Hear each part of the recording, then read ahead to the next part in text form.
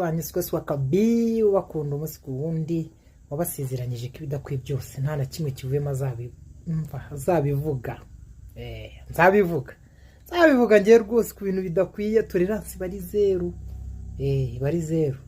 Ubwo rero uyu munsi nje kubabwira ko ntihagire untera amabuye n'ubundi ni wa mugani nzahora mbabwira kandi ugana kariho kugira twubaka u Rwanda twifuza rw'inzozi z'abanyarwanda bafite abanyarwanda kazi bizihiye ingo zabo. Nicyo kintu mba ndi focus kuri cyo kabisa. Ikintu nje kuvuga ndagira ngo mvuge kuri bashiki bacu bajya kubaka ingo akavuga ngo ntago yashakana n'umuhungu ufite ubushobozi buke cyane kavuga imbwa mu mazina akavuga ngo ntago yashaka umusore ukennye. Niko bashiki bacu reka mbabazi ko nta nkanye zitagwira nta na nyinshi zitashira. Ubundi wibwira ngo uri umugore w'umugisha urugo wagiyemo dore ko n'urugo ari umugore ugira ngo ubwo wagiye mu rugo rurimo ibyo bintu by'ubutunzi wenda bijyanye n'uko wabishakaga uri inyatsi utari umugore w'umugisha ugira ntibiyoyoka uzataha se kubera ibyo washakaga ubwo ntuzahita utaha. Kikwereka abagore bubatse ku musenyi.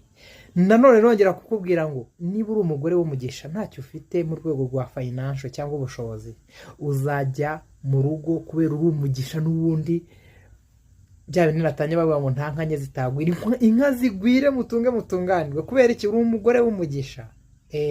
Nicyo kintu mukwiye kuba focus kuri cyo. Iyo uri umugisha iyo uri umugore ufite indangagaciro z'abagore beza bashaka kubaka ingo uko wajya mu rugo uko rwaba rumeze kose mu rwego rwa financial nke rutera imbere kubera iki rurimo umugore w'umugisha rurimo umugore ufite ishyaka giterambere ku rugo rwe ntabwo urwo rugo ruzabura gutera imbere.